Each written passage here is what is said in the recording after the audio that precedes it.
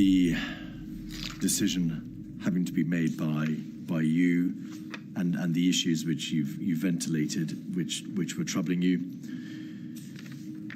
The evidence from the COVID-0 meeting of the 11th of October is that the government chief scientific advisor made plain, because he says it in terms, that the level 3 baseline, that's to say the standard level 3, but the higher most level 3 level, was highly unlikely to bring the R below 1, and so highly unlikely to control the growth of the epidemic. Is that why you said earlier, and you said it in your statement, you felt the tier system was nevertheless worth a try? There were doubts expressed before you even announced it as to whether or not it would work, but your assessment, and it was ultimately for you to decide, your assessment was it was worth the shot.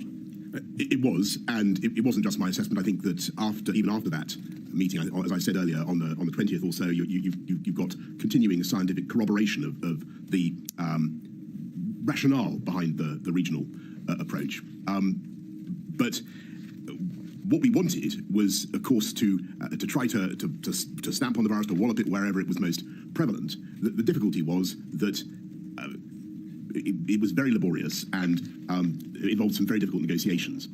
Understandably, with areas that had been in restrictions for a very long time, and their leaders, understandably, wanted proper financial help. And to get the tougher measures put on was proving, in a voluntary way, was proving time-consuming and costly. Is it right to say that there was continuing scientific corroboration for the tiers? The material in COVID-0 was the fact that even the highest level, level 3, would be unlikely to work.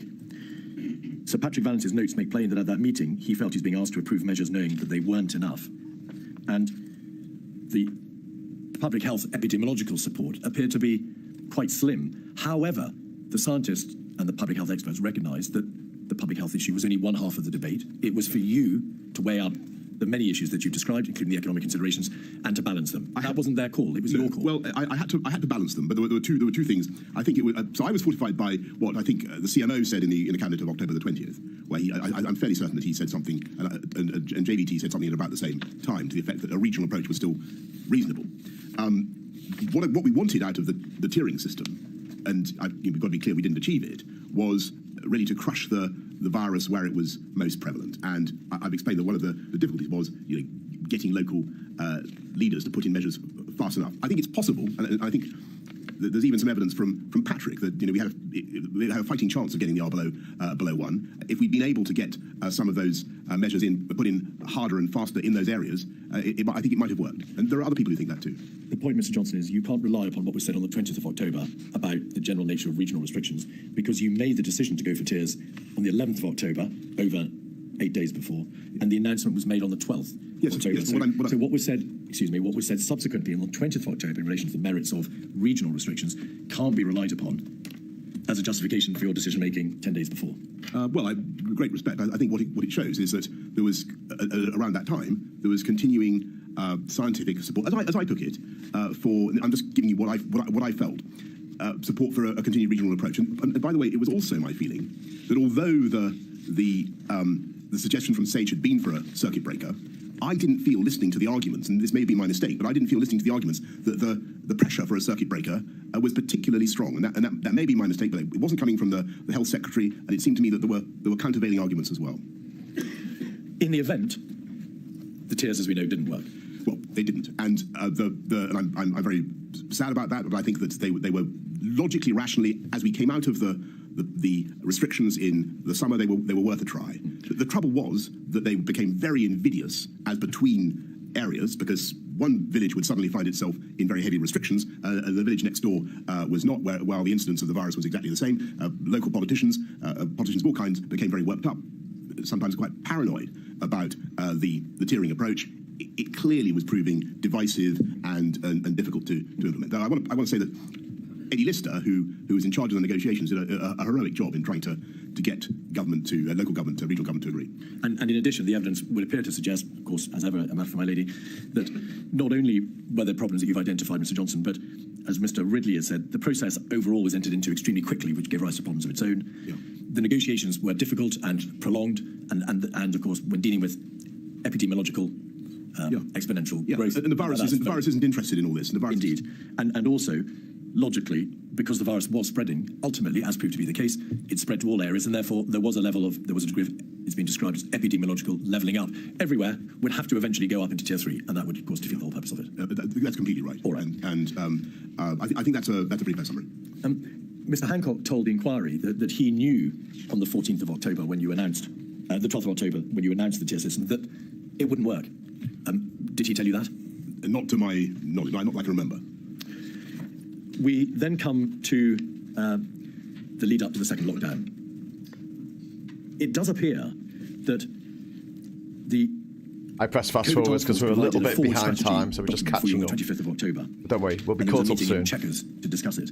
You then received a further task force advice on the 28th of October, and then another paper for a COVID-0 meeting, and then there was ultimately a meeting at which you decided that there had to be a lockdown. And my question is this: why were there a number of papers and strategy documents given to you in the same week, all broadly recommending a lockdown? It rather looks as if the COVID task force was trying to bring you to a particular conclusion. I don't know the answer to that. I do remember the papers, and I think it was a James Bowler paper that I got on the 28th, for instance. There was a lot of good papers. The COVID task force, by the way, was determined to make the tiering system work. They thought it began full of hope that it could work, but it was clear by the end of the month, towards the end of the month, that it I think was just Sunak said delivering about 5 times in his 5-minute press conference. So you'd be drunk before the first 15 minutes. You were playing a drinking game with Sunak. You're deeply sceptical about a national lockdown,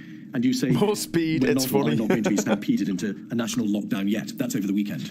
Then 3 days later, the task force comes to you and says the situation is continuing to deteriorate. We don't think the tiers are working. There's got to be a lockdown. And probably another 6 minutes of fast forward. To what degree, if any, do you assess that the COVID task force was trying to impose on you, or in trying to recommend a lockdown, because it was aware that you had already said on the 25th, I'm really not going to be stampeded this time? Yeah, but it was quite right not to be stampeded into any course of action. But the virus, irrespective of the COVID task force, the virus was spreading, and it was spreading exponentially, and that was clear from what James Bowler had to say, and that was clear for a long time that it was spreading in areas where it had seeded. We wanted to try the tiered approach. We wanted to try the local approach. That was he just veers between. I can't remember. I wasn't there. It wasn't me. I did do that, but it was absolutely justified. Absolutely the right thing to do. Didn't prove to work. Having been told from July that a second wave was inevitable, do you accept that there is at least a good argument that the tier system should have been conceptualised and put into place earlier, at a time when the prevalence was lower, and therefore the tier system may have been more likely to work, so for September? Alternatively, that a circuit breaker should have been applied in September, so as to avoid, possibly, and we will never know, possibly the second devastating national lockdown which you were forced to apply. So on the point about the circuit breaker, I think we've been round that quite a bit. There were arguments for and against. It wasn't actually presented to me as something that we urgently needed to do. It was an option. The health secretary was getting it. I'm just laughing at Sarah's comment there. Yeah, plenty of crayons. As I say, a circuit breaker is not just flipping things on and off. It's a very, very massive intervention. You've got to get it right. And like a lockdown. It's a complete lockdown. So on your point about tiering, should tiering have been introduced earlier and formalised earlier, which is, I think, what you asked?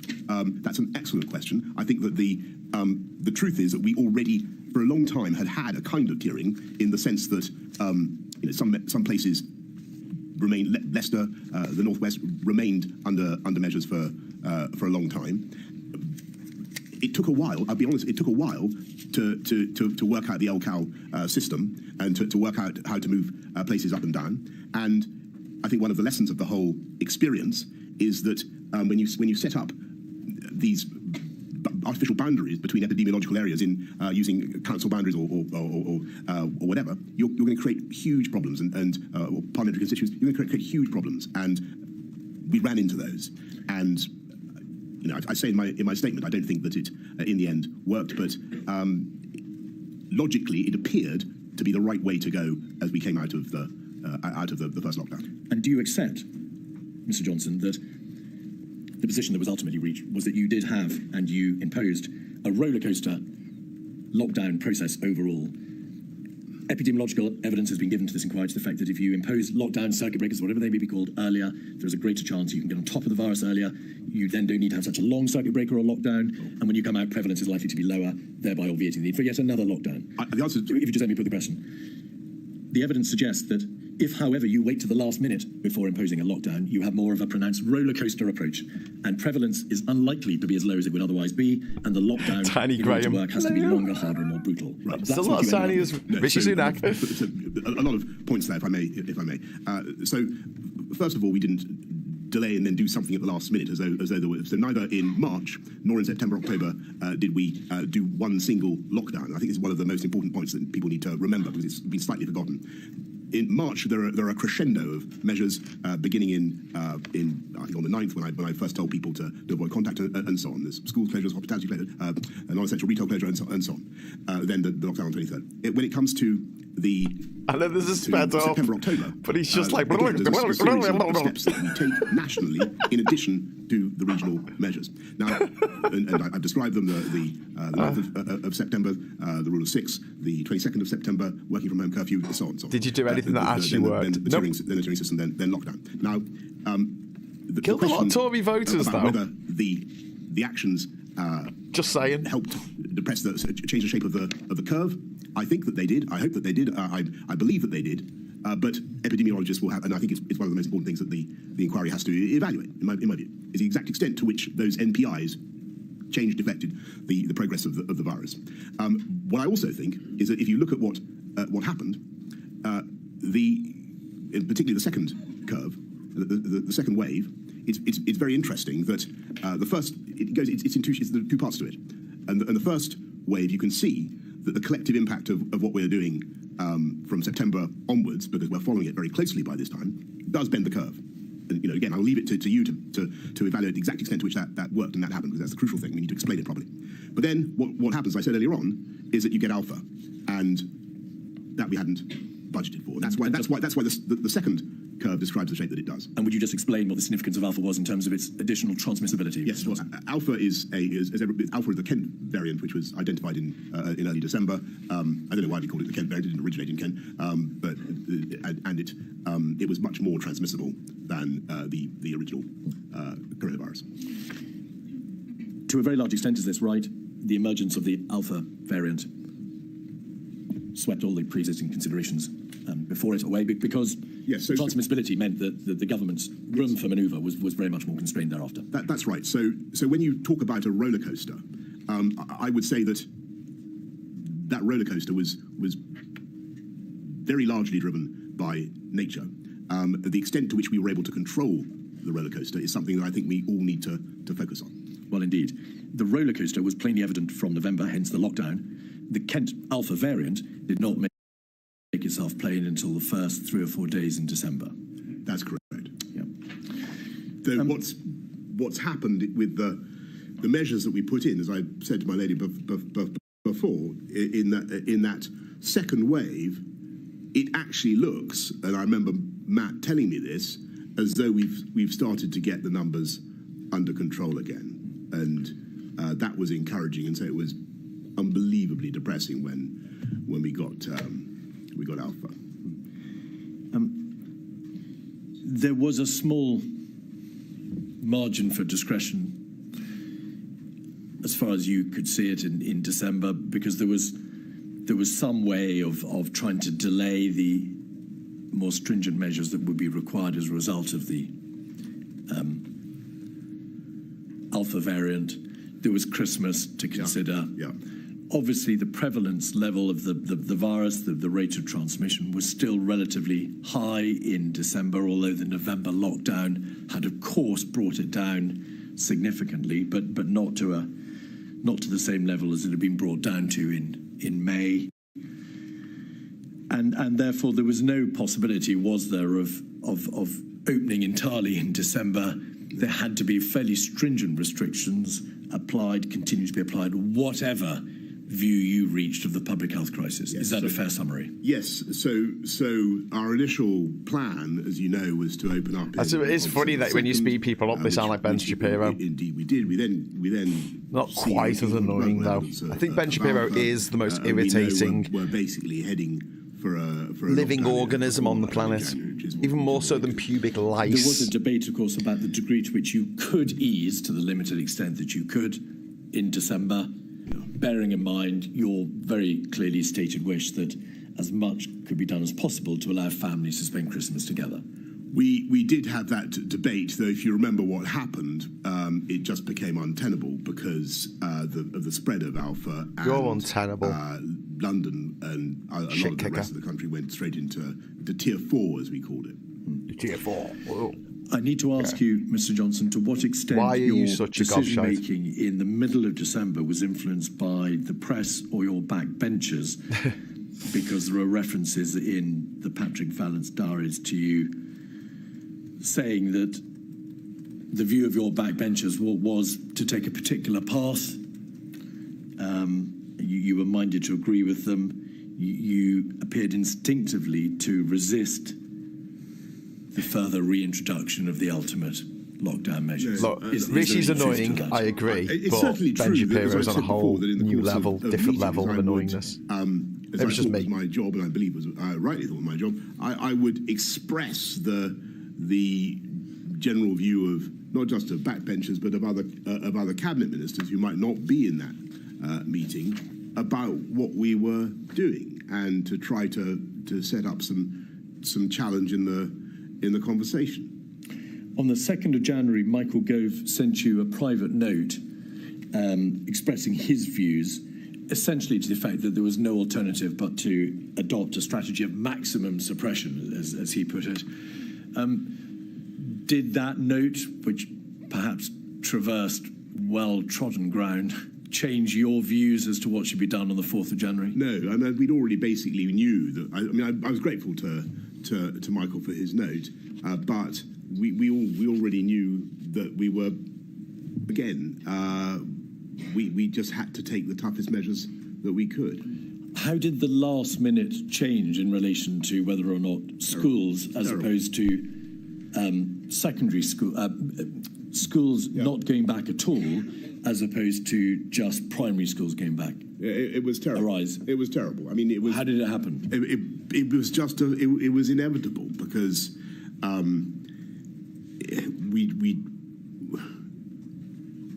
if you remember in the October November lockdown, we've kept the schools open because of the massive detriment to people. You know, it's always the most vulnerable families. It's the poorest kids who come off worst from the like from you places. Care, and like you ever care. We've seen that in the first lockdown without a shadow of doubt. So we were desperate to keep schools open. Yes, did I fight in my heart and head to keep schools open? Yes, I did, and I really wanted to do it, but it just wasn't. It wasn't a runner, and we had to lock everything down. How hard did you fight in your heart and head, Mr. Johnson? I ask because Mr. Williamson says in his witness statement that when he and you attended the cabinet meeting on the 4th of January, he made clear that he didn't think, of course, he's the Secretary of State for Education, he didn't think schools should close again. If they had to close, then they must be opened again by February half term. And he says, I didn't have complete autonomy to make core decisions, especially those regarding school closure and school reopening. So to a significant extent, the views of the Secretary of State for Education were overridden. There were, and your cabinet approved the changes. I listened respectfully to what cabinet had to say, and indeed many colleagues who thought that we should try to keep schools open, and I just couldn't. You know, the fact is that sadly schools are terrific reservoirs of the virus, and in the cold winter months. They were going to be a big vector of transmission for elderly people, and it wasn't a runner.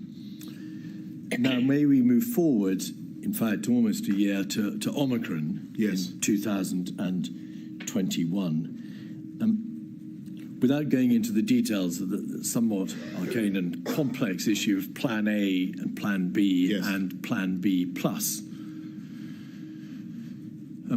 was this the position from the beginning of December, or the end of November and the beginning of December?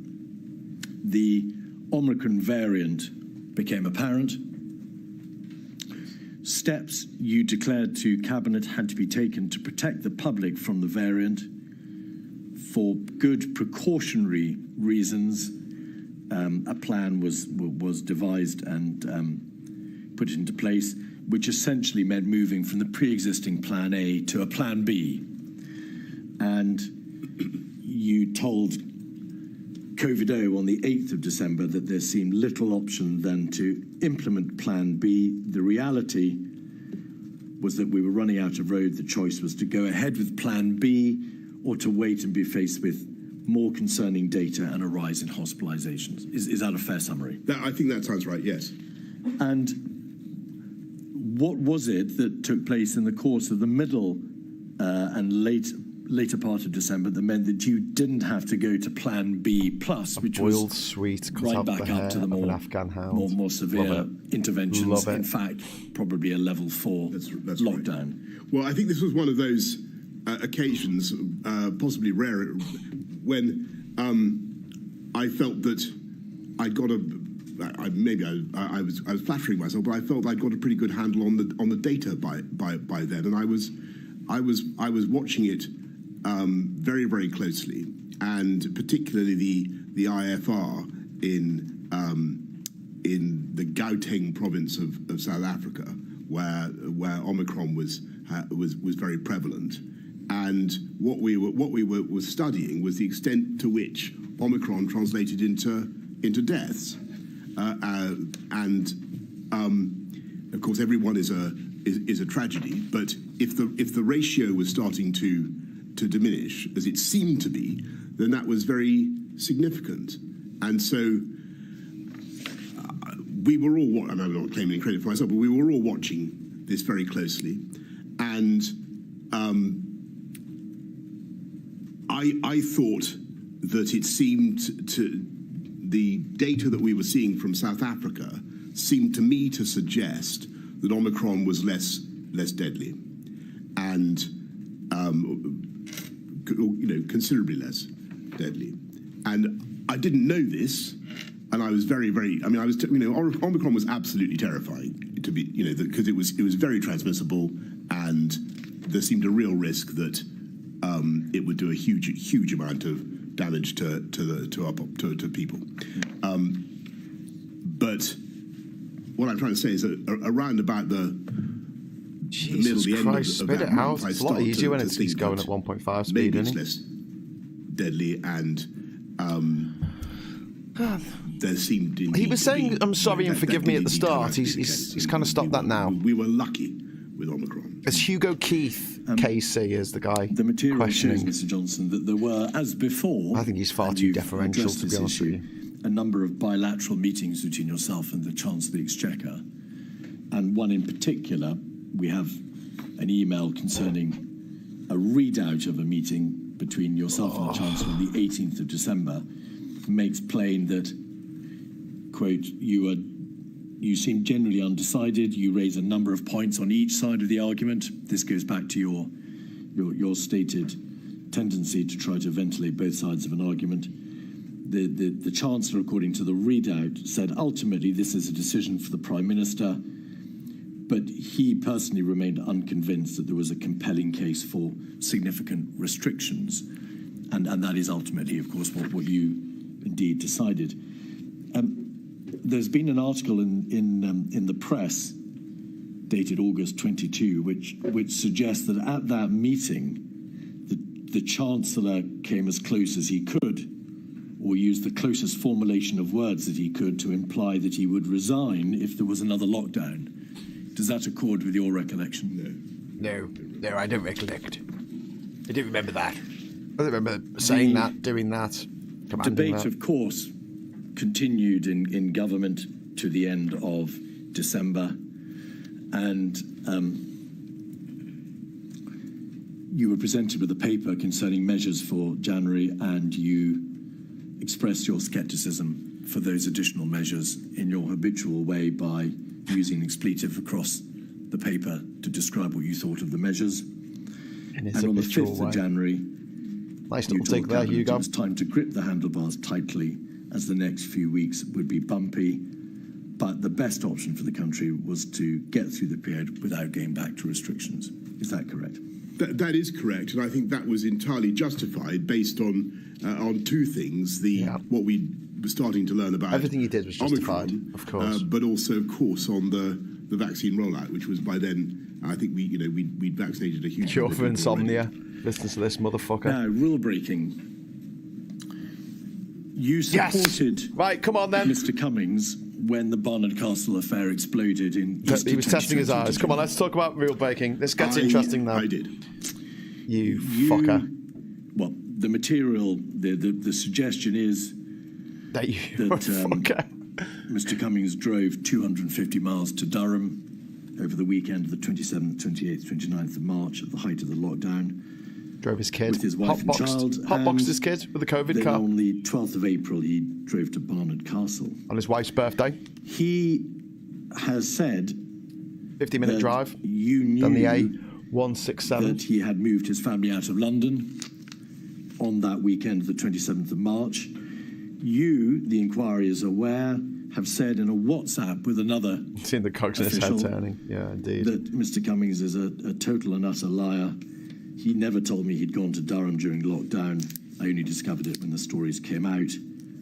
Oh. He claimed he'd told me, but that he said my brain was so fogged by COVID, I didn't register. But it's not true. I would have noted it. He never told me. Is that the position you take today? That's what I remember.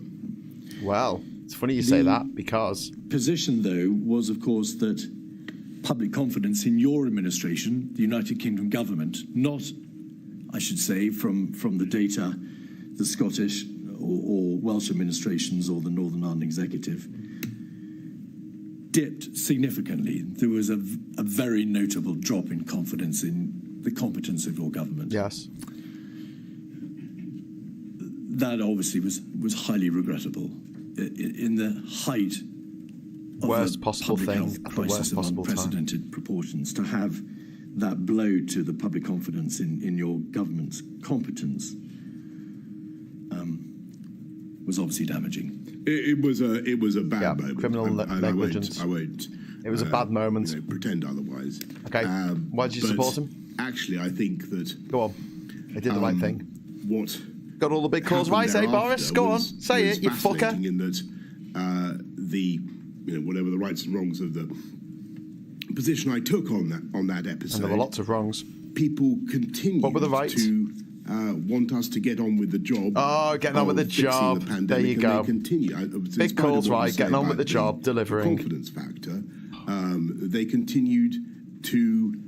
God, I hate these smug little twatty Tories. More than willing to work together to defeat the virus. Conveyor belts, gobshites. Is that right, Mr. Johnson? The same data which established the significant drop in confidence in your government, data from UCL called the COVID-19 Social Study, also appeared to suggest a drop in self-reported adherence to guidance. So there was not just you would say a communication or political or presentation issue, there was a substantive impact.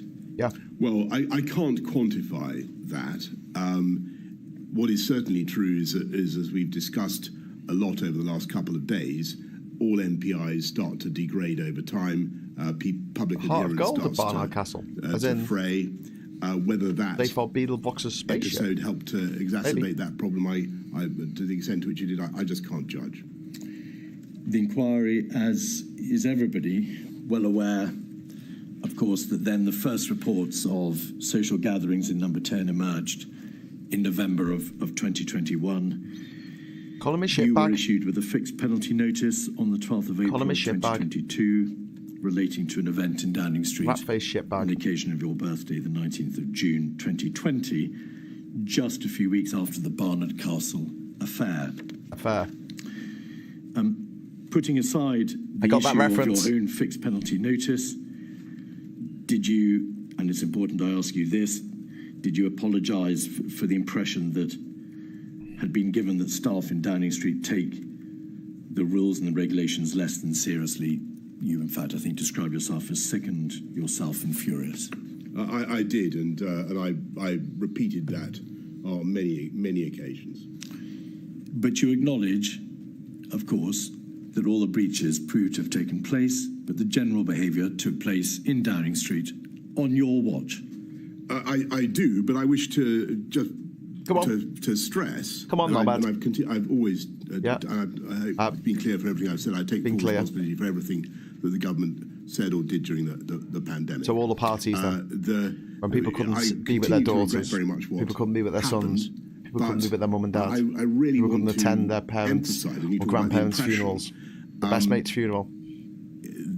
The version of events that has entered the popular consciousness about what is supposed to have happened in Downing Street is a million miles from the reality of what actually happened. Oh, fuck off. Number 10. Fuck off, fuck off, fuck off. I know of hundreds and hundreds of hard-working... hundreds and hundreds of people who have parties in your fucking house. Coked up fucking orgies in your cunt fucking house. I know... Shite ball. I don't think have been properly characterised I think you should all be put in fucking jail. Not just the media coverage, but the dramatic representations that we're now having of this are absolutely absurd. Did you break a swing? Did people have sex in the cupboard? With their baggies of cocaine fucking everywhere? The reality of what happened. Fuck off. One of the problems is that I've received a number of messages from bereaved people as I've travelled around the United Kingdom, and so many of them who suffered horrific grief during lockdown. We all know that it's far more traumatic even than many other kinds of grief. And then I'm afraid Partygate has been called exacerbated. Of course, and I totally understand their No, you don't. You're diminishing it. You're diminishing it. You're poo-pooing it. You're saying that it's not as bad as it seemed. Fuck you, you fucking rat. We made in number 10. What I'm trying to tell you, and tell the inquiry, is that I think that the characterisation, the representation of what civil servants and advisors were doing in number 10 has been a travesty. You're a fucking travesty, mate. They thought they were You're working... a fucking travesty. Very, very hard, which they were. And I certainly thought... Jail is too good for them, but I'll take it. Was, as I've said before, within the rules. So... it was within the rules. That is in no way... It's really important from a press office to have fucking drinks every fucking night. To attempt to... Wine Time Fridays, yay, for the press office. They work so hard. Putting out one fucking press release a day. And I understand the offence that has been caused. And I apologise for the offence that has been caused. I mean, they had to write one side of A4 and give it to our partners, our clients in the client press. Old school jobs are fine, of course. In number 10, and I would have sent repeated messages round saying, please, make sure that everybody can see that you're properly following the guidance. So, frankly, I think... Did you send that to Martin Reynolds when he sent out an invite to over 100 people to a fucking garden party? Fuck yourself. Logistically Go fuck yourself. To do that. You fucking gobshite. But anyway, I think people know my views on this. Stop him talking. You say it was a million miles away from the reality of Downing Street. Yeah?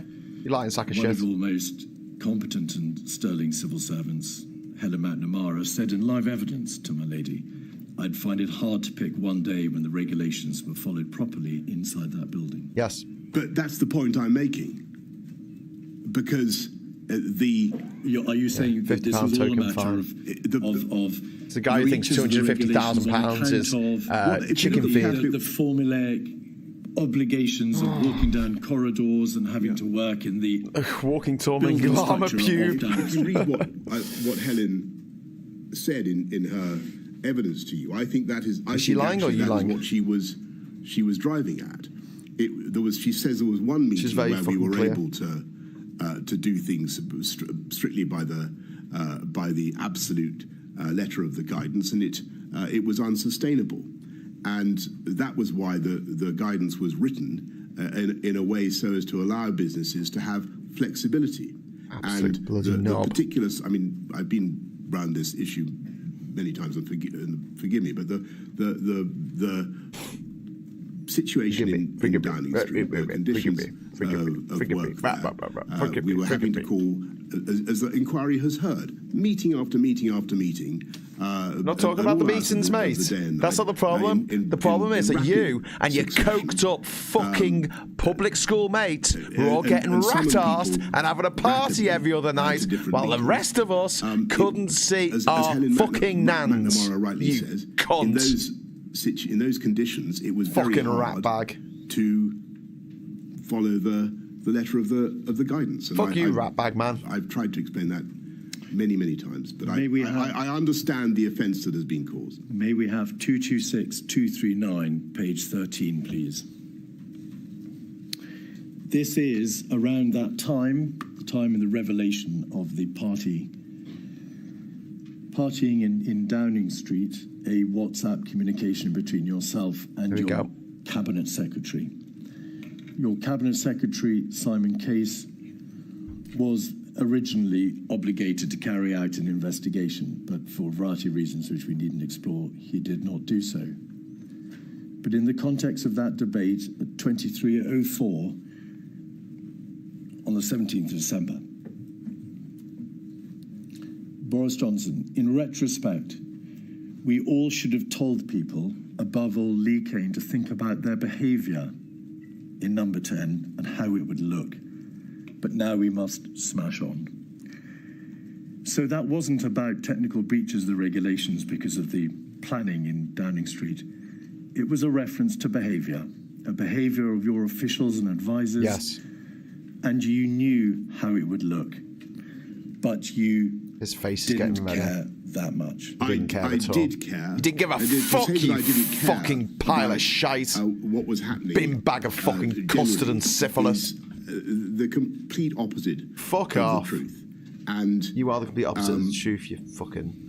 Yes, I think that we could have done more in number 10 to insist that people thought about the way their behaviour would be perceived by others. And I made this point repeatedly to the various inquiries that have been held already into this matter. And we should have thought about what it would look like to have people out in the garden when other people were not allowed in the garden, even though the garden was being used as a place of work.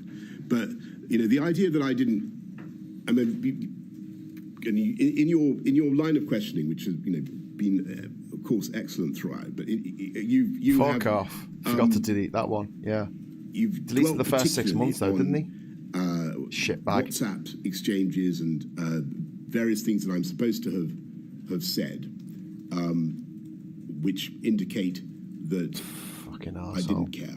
I did care, and I continue to care. You didn't give a fuck about it. And I will, if you want, and I haven't talked about this before. Go on. In public. Go on.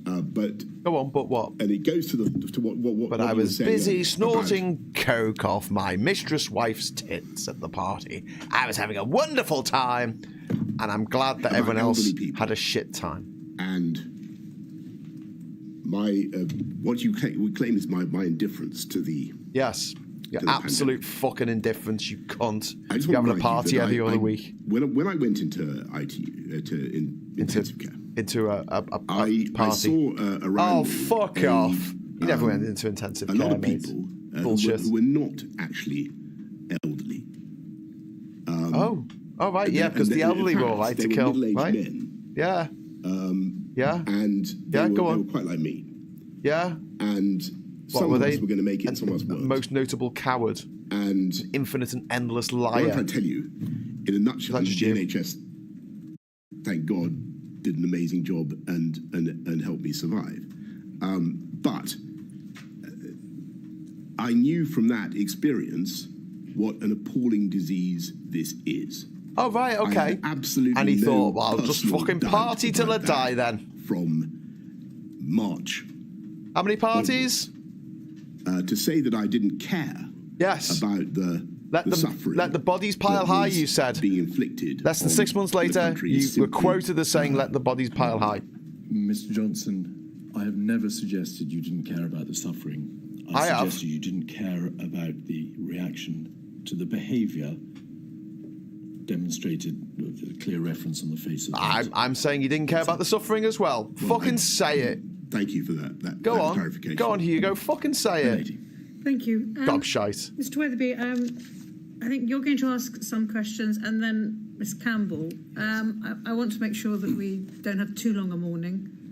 I'm happy to crack on as long as you are and the stenographer and Mr. Johnson is. So if we crack on for about 20 minutes? Yes, indeed. Oh, I might go and get another cup of tea.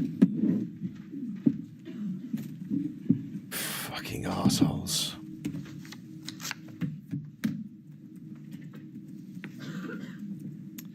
Mr. Johnson, I am going to ask you some questions on behalf of about 7,000 bereaved family members from across England, Scotland, Wales, thanks, Lefty Boater, who are supporters of the COVID Bereaved Families for Justice UK. I think he did have COVID, but they milked it to fuck. Eventually, you did. That's what I think. Meet with at one point.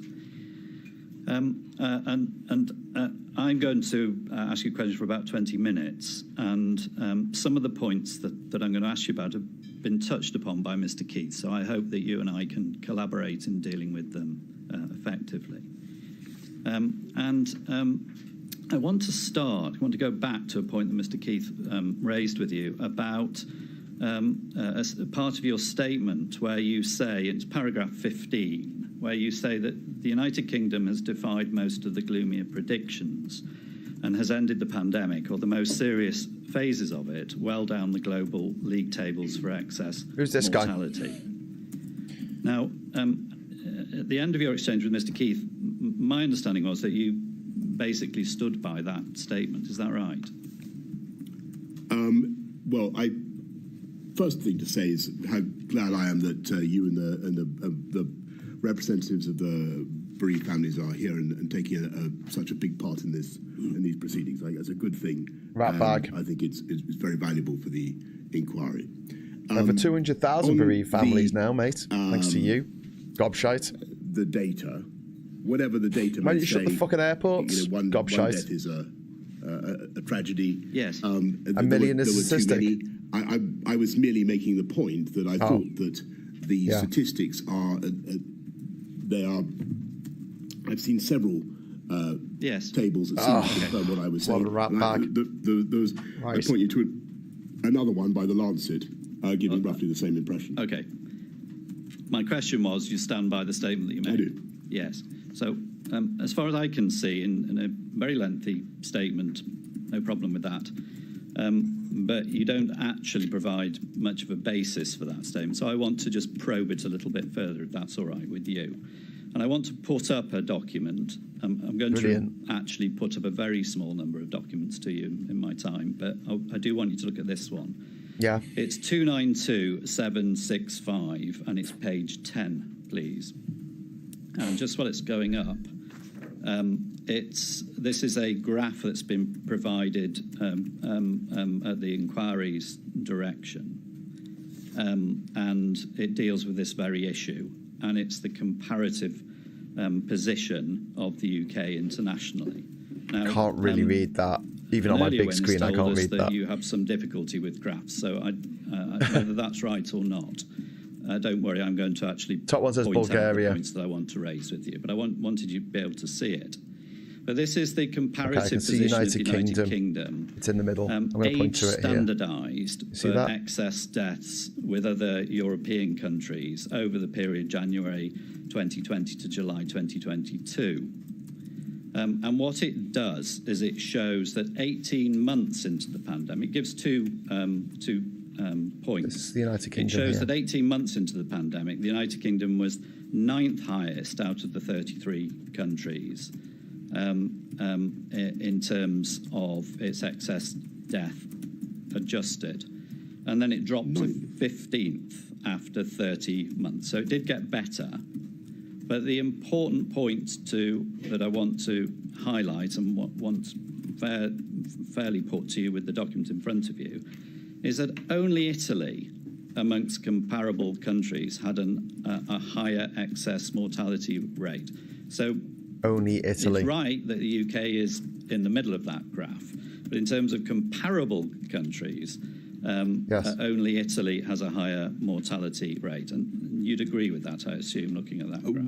I don't quite understand what you mean by comparable in that. Josh, how are you able to stand this? It's important, of course, that some fucker's got to do it, eh? Compare apples with pears, as I'm sure you'll agree. I don't think you get allowed to live chat on the official feed, so your statement that the UK this is giving you a chance to vent gloomier this predictions, fucker. your words. We would be looking at comparisons, wouldn't we, with countries like France or Belgium or the Netherlands? If you look rather than Bulgaria or very different countries. I'm not being. Oh. That's it. MI5 have shut us down. That's the COVID inquiry saying, hey, don't be commenting. Bulgaria or Poland. What are you doing with Bulgaria then? But I'm asking you if you're going to say that the UK defied the gloomier predictions. Right, this is going to go on. I'm going to have to get another cup of tea. I'll be back in a moment, peeps. Such as France or Belgium or Spain or Germany. Is that right? Well, if you look at the point I was making, and which I stand by, is that the UK, the tables I've seen, actually comes about halfway down. And it's not just this table; it's I think there was a Lancet study as well. I think the former health secretary alludes to it in his evidence. This is not in any way to diminish the pain and the suffering of people who lost family members during COVID. I understand that. It is simply to point out. It is simply to mount. It is to reflect the enormous effort made by the whole of the UK to protect the NHS and save lives. Can we stick to the question? And I believe that it did. Can we stick to the question? You've raised this in your statement. You made a sweeping assertion that the UK defied the more gloomy predictions. I'm putting to you some cold steel of evidence, and that's what I'm trying to do here. Well, I don't believe that I don't believe that your evidence stacks up. Okay. And I think that actually, if you look at, could we just pause, please, Mr. Weatherby, Mr. Johnson? I'm sorry. I know that emotions are running high, but I have to ask those in the public gallery to keep quiet, whatever their emotions, because it's going to disrupt the proceedings and it affects the live feed, the streaming for other people who are trying to follow. I'm really sorry. I do understand, but it has to stop. All right? Thank you, milady. Now, Mr. Johnson, the point I'm getting at is that you've raised this. I'm actually now trying to present some evidence. The inquiry has sought this evidence itself. Now, before you, I'll give you the opportunity to answer. But this evidence is based on ONS, Office of National Statistics material, and Eurostat material that they've got. And there's a document accompanying this. I'm not going to put it up. It's quite a detailed document, but it's been provided to the inquiry. I'll give it for the record. It's 271350. But that explains the basis of these figures, the age standardization, which deals with the difference of population and difference of age spread. And it deals with the robustness of the international data that is used. So these are, I'm putting to you, the gold standard of the evidence in respect to this. It deals with excess deaths, not just COVID deaths. Yeah, Benjamin Zacharias died. Excess deaths over the period. So you haven't put forward any evidence to justify your assertion. Why are you questioning this? I'm not questioning this. This shows, first of all, this shows exactly what I said it shows, which is that if you look at the I can't believe you've had enough of his bullshit. We come about halfway down. Secondly, actually, if you look at the data, for instance, at the former health Boris secretary, Johnson's graphs go to a different school.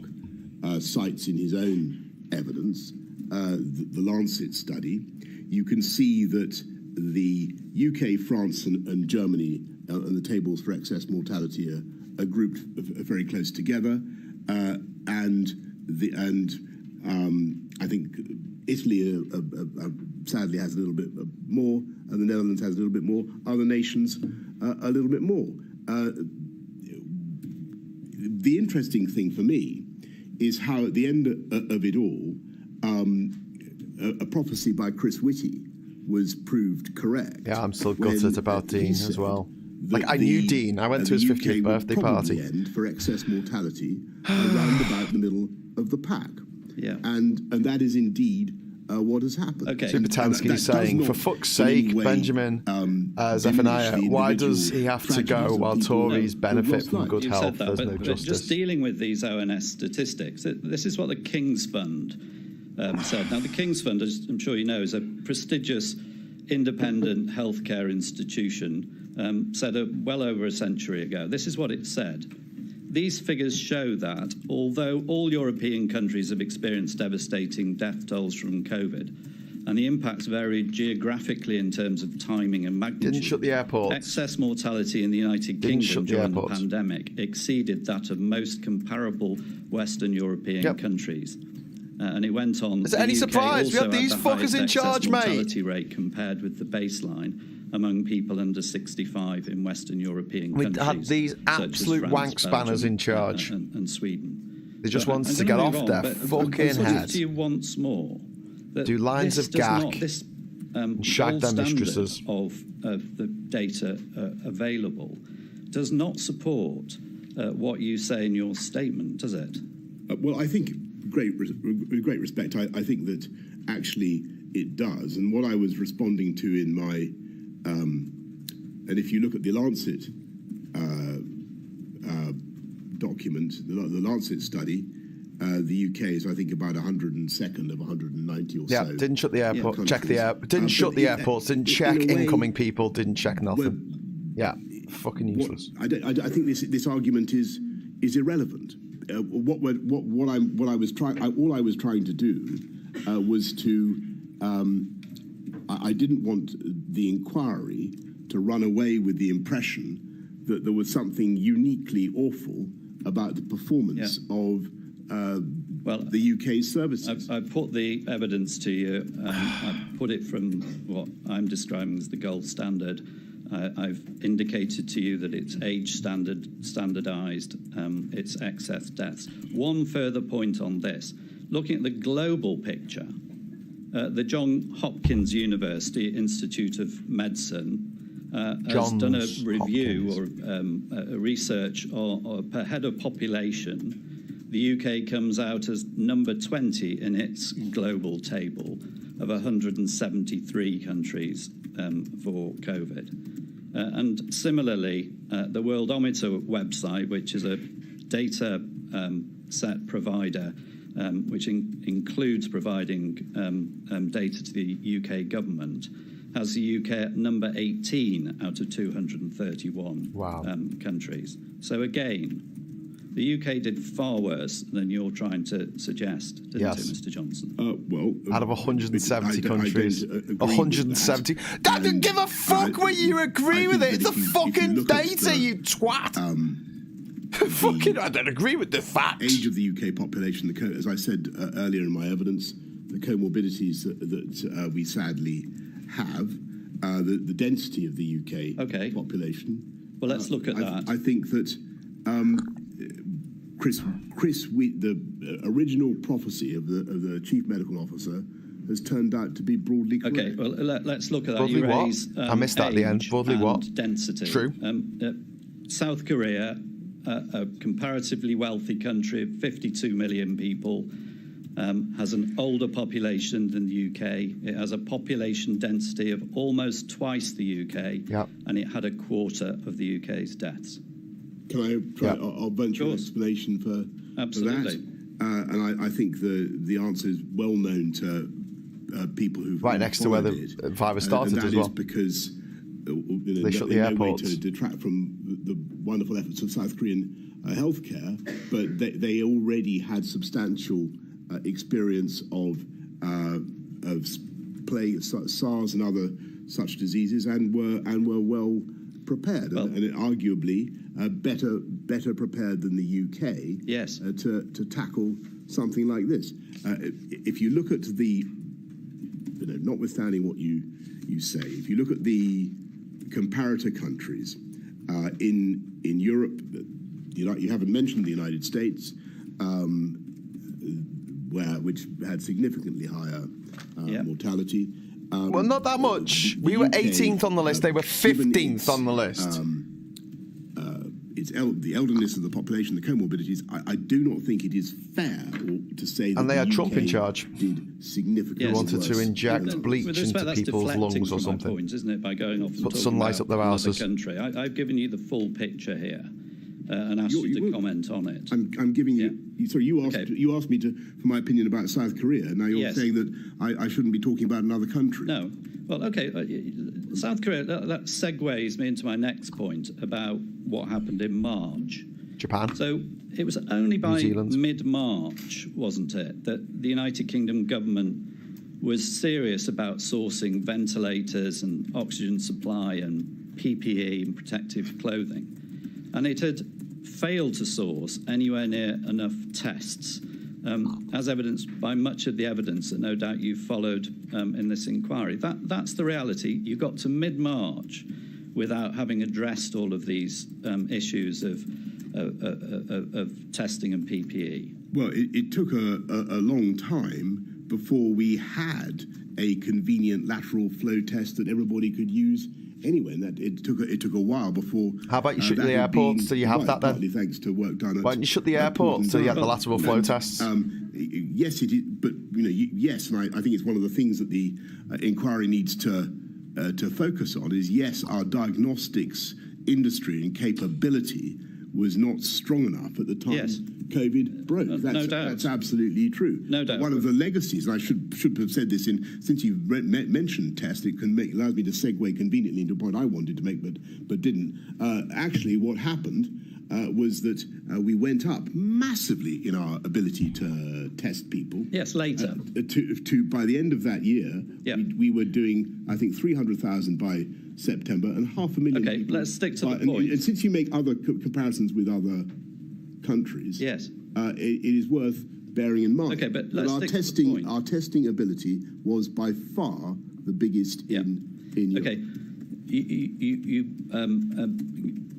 going back to the point about South Korea, by mid-March, South Korea had actually tested 5 times the number of people that the UK had tested.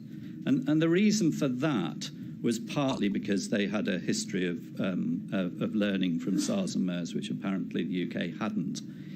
But also because you and the government had not seen the COVID coming over the horizon, or you had seen it, but you hadn't acted on it. I mean, paragraph 46 of your statement, looking back, it's clear that we vastly underestimated the risks in those early weeks. If we'd properly understood how fast COVID was spreading, and the fact that it was spreading asymptomatically, there are many things we would have done differently. If we realised that what this virus could do, then we would have immediately laid down stocks of PPE, checked PHE had diagnostic abilities, started the race for a vaccine and started to socialise the public with the idea that they were going to have to do NPIs. That's your own words, that you failed to act on things like ramping up testing and PPE until it was too late. Sorry, what my words say is that we didn't know at the time what we needed to do. Even had we known, we would not have been able in the time available to build up anything like the diagnostics capabilities that were necessary for a test and trace scheme, and the test and trace system was rapidly overwhelmed in every European country. Well, the problem is you hadn't got started with it, Mr. Johnson. That's what you're saying in your self-reflection in your statement, isn't it? The reality is, if you could admit some mistakes, we had a test and trace system. No, you didn't. And we could already just shut the airports, test and trace people, but it was nothing like. He was on holiday and turned his phone off. And, February 2020, he went on holiday for 10 days and turned his fucking phone off. A much bigger diagnostics industry, as indeed we now do. But the reality is that your government was reactive not to what was on the horizon, but what was there in the here and now. And you just reacted too late to provide PPE, source PPE, or source testing. Isn't that the reality of it? Yes, it is. No, as soon as we understood the scale of the problem, we shifted heaven and earth to get both things. I think by the end of the guilty, send them down of the year, I think go back to the parties. They pushed over Partygate pretty quick, didn't they, in this? By the 5th of April, the BBC were reporting, still on the website, headline, Coronavirus, the NHS workers wearing bin bags as protection. Yep. 3 days later, the Daily Telegraph ran a similar article.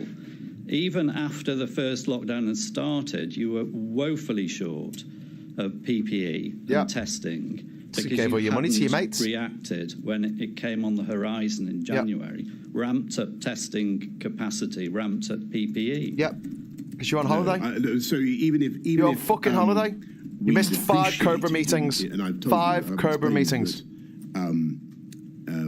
Go on. We didn't understand. Explain the way out of that one, you gobshite. Of the virus's advance, but even if we had, I don't believe that it would have made that much difference in January, because the stocks were not great around the world. And if you remember what happened, we had a terrible situation in March when there were that's why you should have got the stuff in January, to prepare just in case. Virtually at airports over consignments of people. That's why we should have had some sent here just in case.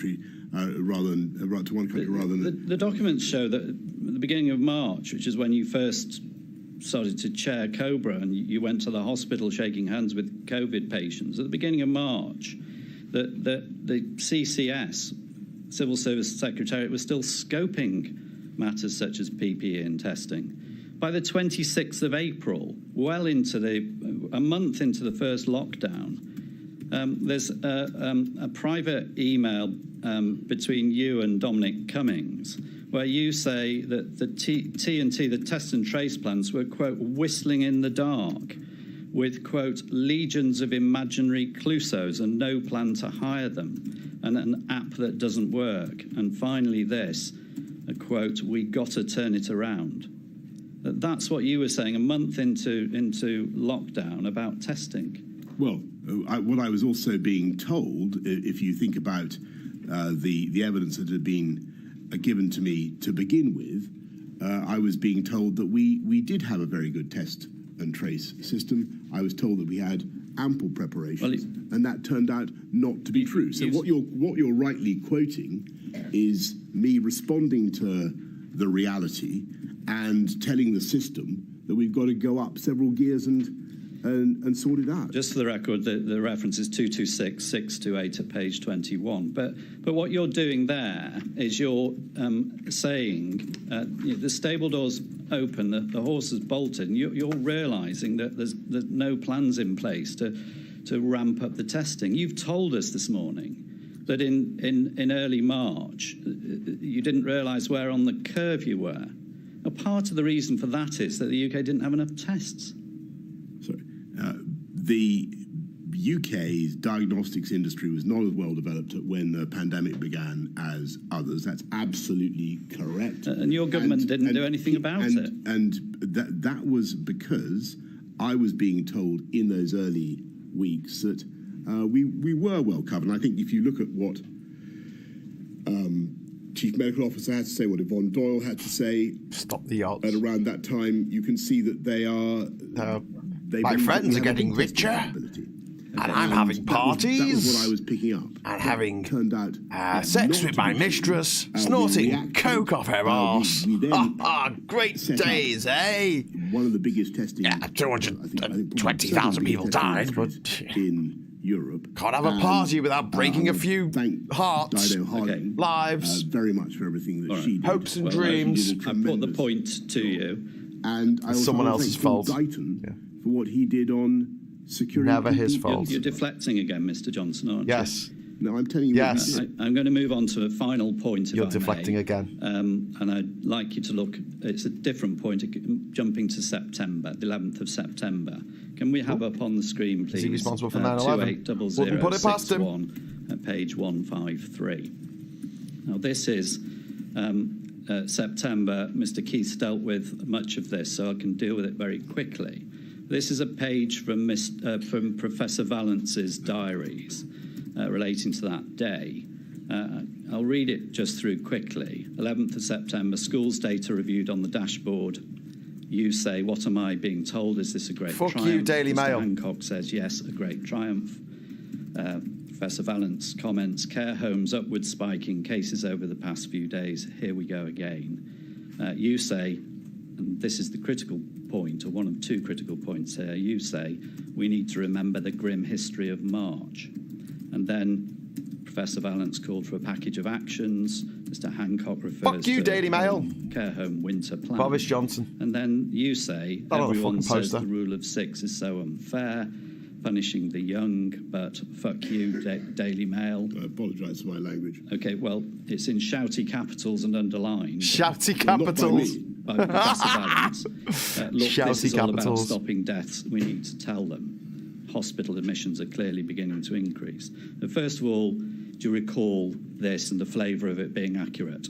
No, but what I can tell you, if indeed it is accurate, is that what I would have been saying is that this is September. Yeah. We're in a. You can see as I was saying earlier to Mr. Keith, to the inquiry, you can see the risk that the virus is going to start taking off again.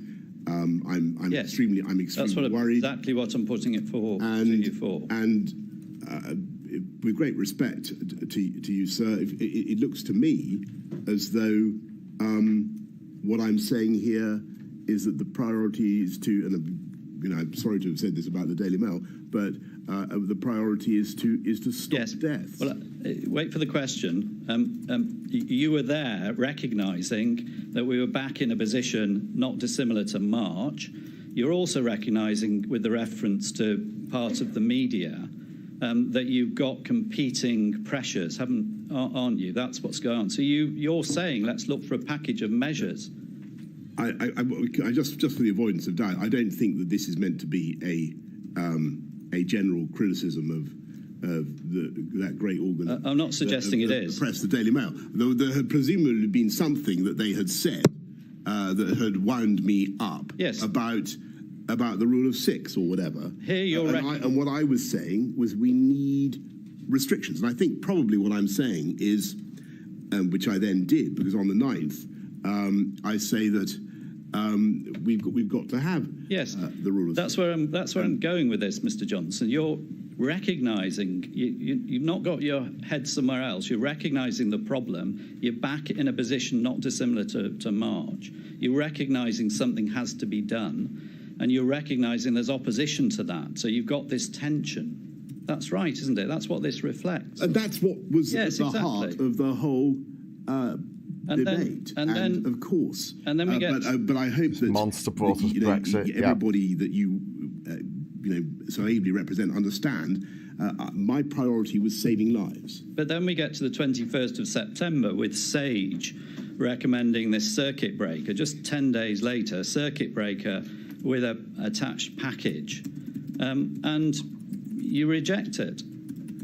You go with a tier system, which you never refer back to SAGE. SAGE never gets to look at SAGE. With great respect, I think I can repeat, if you like, what I said to the Council. I agree with Bojo about Daily Mail. I love that line. I thought there were downsides to the proposed circuit breaker. It wasn't as simple as all that. It was immensely destructive. The risk was you'd have to keep doing it, as they themselves acknowledged. The Health Secretary himself did. Quick, Boris, say something Greek. And I thought that the best thing for at least for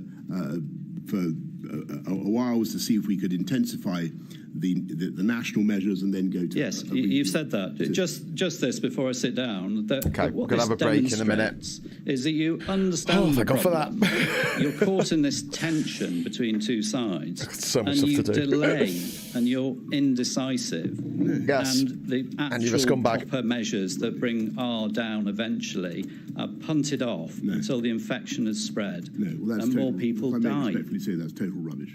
And but I've tried to. I didn't do it. Not my fault. Someone else is failing. To deal with I don't recall that argument. I don't think it stacks up. I don't think. I think if you look at both. I did everything right. Got all the big calls right in March. The sequence of things that we did, then the sequence of things that we did in September, October, November. They were reasonable.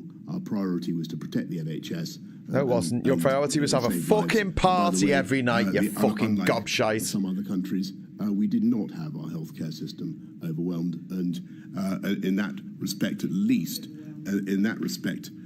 unlike the scenes we saw in some other countries, the healthcare system was not overwhelmed. We couldn't go to the funerals of our family, of our friends. The British people, you fucking asshole. Thank you. You're having a fucking party. We'll break now. The stenographer's had too long a morning.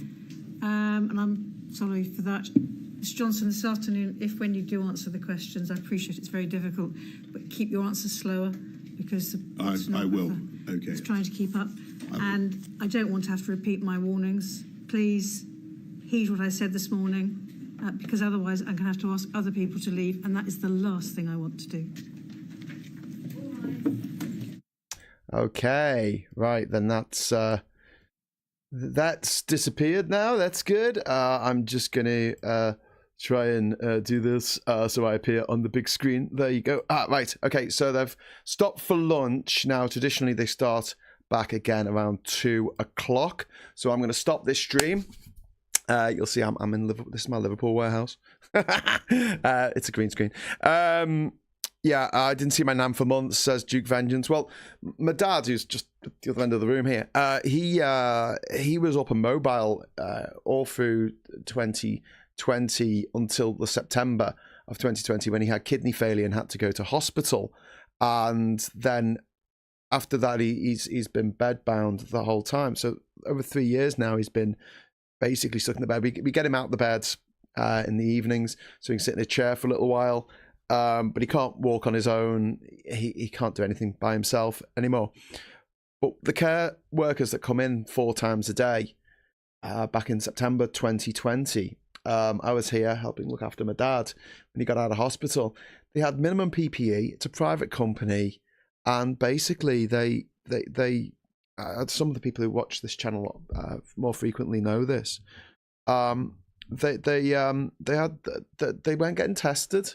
And they were going from vulnerable person to vulnerable person in the community, because obviously they were going to people who couldn't look after themselves, or who were on palliative care in a lot of cases, and they were spreading COVID from house to house. It was absolutely unbelievable, and this is the way the government had set stuff up. One woman who was here had like a face shield, and I asked, did they give you that? And she said, no, I had to buy it myself. And I asked, are they doing regular testing? And they said, no, we haven't been tested at all. It's a private company that's making money out of our NHS for giving care to elderly people. And they want to satisfy their shareholders. They don't give a shit about the people that they're looking after. And all their staff, let's face it, because COVID can be deadly for anyone. You don't have to be old. You don't have to be ill. Anyway, within a week of my dad getting out of hospital, he got COVID, I got COVID, and my mum got COVID. And it was a seriously scary fucking time. I'm glad to say my dad's still with us in his own little way. He's physically with us. But I'll never forgive the Tories. I was reading Katrina's message there about her cousin who had motor neuron disease, died alone in the hospital, and she couldn't go to his funeral. And there were thousands, tens of thousands, maybe hundreds of thousands of stories like this, where we stuck to the fucking rules, and that horrible, disgusting mountain of mad flesh that is Boris Johnson just had these parties and said it was necessary. When he was asked about it, he said it was absolutely necessary to have these parties. I'll never forgive him. What this shower of a government and a party has done has made it clearly harder for a future administration to get the public to heed government and scientific advice to come to the next pandemic. Indeed, Mel Stride will help you get your dad back into work. Well, my dad's 86. He's going to be 87 next week. The Tories don't tend to go after retirees because that's the only people left voting for them now. People who don't give a fuck, people who aren't working, people who have paid off their mortgages, people who aren't paying rent, bitter, sad, lonely people, usually elderly, not all older people, obviously, who just, I don't know, they think that the worst thing in the world is if someone from another country comes here with their family and settles down and has a nice life.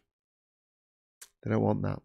So I'll be back around 2:00. I've got shitloads to do, so I've got to come up and do it. I'm running a bit late now. If I do start a bit late, I'll do that thing where I speed up the footage, but we'll be going from 2 till 4 today, this afternoon, for the last bit of Boris Johnson's testimony in front of the COVID inquiry, which is supposed to be telling the truth and the whole truth and nothing but the truth. But I think he has been doing a very good job of evading the truth and nothing but the truth in his replies, as has been picked up in a lot of our chat here. So thanks very much for watching. I'll see you in about an hour's time. And until then, take care. Hello, good evening, welcome, and goodbye.